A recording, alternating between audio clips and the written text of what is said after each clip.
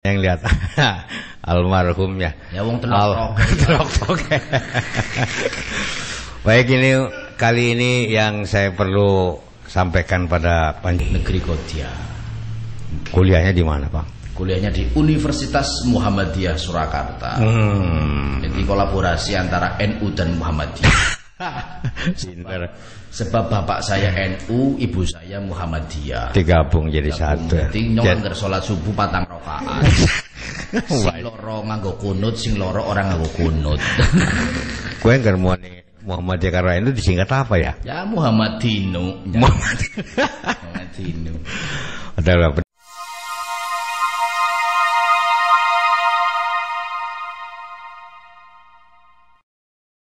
Assalamualaikum warahmatullahi wabarakatuh. Waalaikumsalam warahmatullahi wabarakatuh. Baik, ikhwan, para pendengar Darussalam dimanapun ia berada.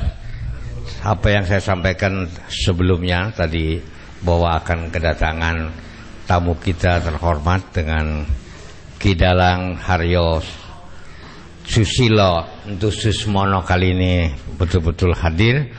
Dan alhamdulillah sebelum tampil nanti akan berbincang-bincang secara singkat saja. Assalamualaikum Ki Dalang. Waalaikumsalam warahmatullahi wabarakatuh. Ini siap. Yang lihat panjenengan kayak yang lihat almarhum ya. Ya wong telok. Baik, ini kali ini yang saya perlu sampaikan pada panjenengan. Perkenalkan dulu panjenengan, profilnya kan sebetulnya saya kan belum tahu persis. Pendengar ini tolok toke Ki Dalang. Ayo, silakan. Ya. Assalamualaikum warahmatullahi wabarakatuh. Waalaikumsalam warahmatullahi wabarakatuh. Selamat malam dan seluruh pendengar Darussalam Radio. Ya.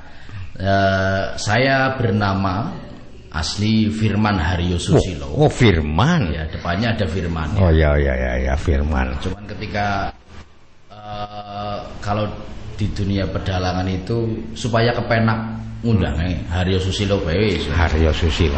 Bahkan nama panggungnya itu masyarakat yang minta, Mas. Pamfletnya tak tambahi Haryo Entususmono ono bayar. Ya wis karep bae lah. Iya wis. Karep bae. Kulo ta pengamen manut sinang. Iya.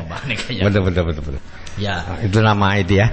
Saya lahir di Tegal 6 Juni 1994. 94 ya. Ya, saya 1994. Putra kedua dari Ibu Romiati. Ibu Romiati ya. Dan Bapak Entususmono. Gitu. Romiati ya. Iya. Lagi Benglek. Lahirnya di Dampiak. Oh, Dampiak, berarti memang dari sana sih ya. Iya, murinya Teksin. Iya, murinya Teksin. Oh iya. Oke. 94 oke. Pendidikan barangkali dulu pernah sekolah di. Saya TK Al-Irsyad Kota. Wih, itu mah. SD Al-Irsyad Kota. Wah, itu kelasnya daerahnya Fuad Bawazir ya. Waduh. SMP-nya juga SMP di SMP Negeri 1 Kodia. SMA-nya pun SMA 1 Negeri Kodia. Kuliahnya di mana, Pak? Kuliahnya di Universitas Muhammadiyah Surakarta. Jadi kolaborasi antara NU dan Muhammadiyah. Sebab bapak saya NU, ibu saya Muhammadiyah. Digabung jadi satu. Jadi nyong anggar sholat subuh 4 rakaat. Sing loro nganggo kunut, sing loro orang nganggo kunut. Kowe anggar Muhammadiyah karo NU disingkat apa ya? Ya Muhammadinu. Muhammadinu.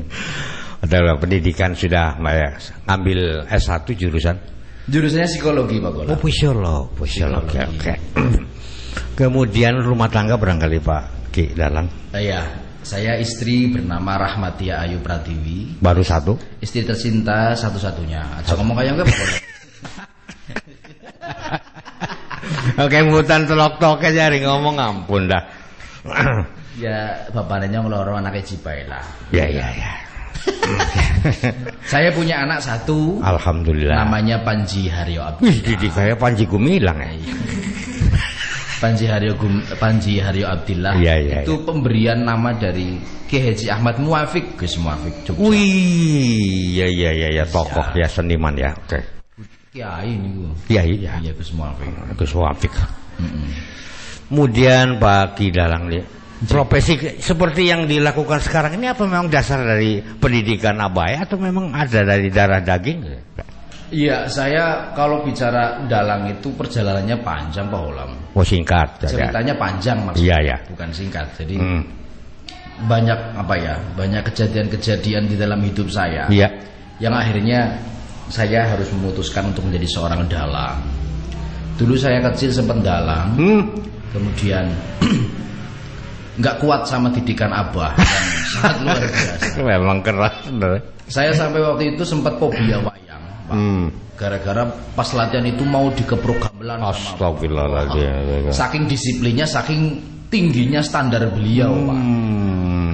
Ketika itu saya, waduh nggak bisa ini kayak gini. Saya gampangannya ketika ibu dengan abah waktu itu mengapunten berpisah.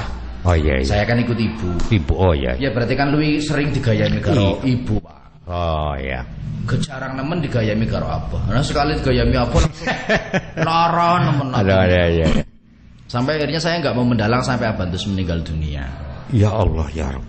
Tapi sakit hati itu yang dirasakan oleh saya secara subjektif saya sendiri. Iya. Ketika saya kuliah itu saya florkan kepada dosen-dosen dan psikolog-psikolog di kampus. Sampai akhirnya saya bisa melihat abah itu secara objektif. Jadi saya nggak hanya melihat abah itu sebagai orang tua, tapi beliau adalah sebagai guru. Iya. Karena kalau kita melihat seorang itu menjadi guru, tidak ada kurangnya. Nggak ada. Ahibrofiq minal biri. Bahkan kurangnya guru pun itu bisa menjadi pelajaran untuk santri-santrinya. Kira-kira seperti begitu itu. Ya. Yang akhirnya saya bisa melihat abah itu secara objektif. Akhirnya saya mau mendampingi abah dengan waktu abah kampanye periode kedua, saya sampai disuruh resign dari kantor, saya nurut untuk mendampingi beliau. Resign dari kantor. Saya ngurusin manajemen wayangnya abah. Kemudian di tengah perjalanan abah kampanye, abah meninggal dunia. Innalillahi wa inna. Yang akhirnya waktu itu Abah Lutfi dan Gus Miftah Jogja waktu itu menyuruh saya untuk wayangan lagi. Oh, jadi ada dukungan moral ya dari karena semangat dari beliau berdua itu, ya kalau kamu nggak dalang lagi eman-eman. Amal jariah, kata beliau, amal jariah abahmu yang sudah ditandur puluhan tahun, kalau kamu nggak nerusin ya pedot berarti. Siap. Akhirnya saya dari nol lagi. Kemudian alhamdulillah di tahun keempat dan kelima lah setelah abah meninggal, saya akhirnya bisa mulai diterima masyarakat. Ya lumayan. Oh begitu. Lalu dengan tampilan seperti abah ini merasa terpanggil atau karena didorong kepaksa apa gimana itu? Saya awalnya terbebani. Iya. Awalnya terbebani karena waktu itu saya bisa berdamai dengan rasa sakit hati itu. Saya punya kesimpulan, Pak. Iya. Kesimpulan saya gini, abah itu secara pengetahuan kebudayaan, manfaatnya itu bukan hanya di budaya saja, tapi dengan abah berbackground pengetahuan kebudayaan, kebermanfaatannya bisa luas sekali, Pak. Sampai ngapunten, bukannya saya menyombongkan saya sendiri. Abah menjadi bupati yang kematiannya sangat ya Allah, ya subhanallah. Kematiannya sangat duka citanya sangat dalam oleh masyarakat Kabupaten Tegal. Gotong akan nemen, Bang. Ya cita-citanya yang besok kayak kowe lah. Amin. Ya. Bermanfaat dadi ini anggar mati sing gotong akeh gitu. Baik, kita langsung secara singkat. Ya ini terima kasih profil sudah disampaikan, profesi tadi sudah melalui pendidikan sampai menjelang mencapai gelar S1 jurusan psikolog.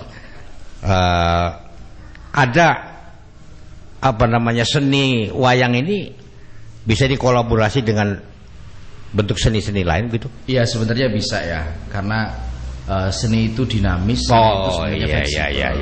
Meskipun di dalam kesenian juga punya pakem-pakem yang harus dijaga juga.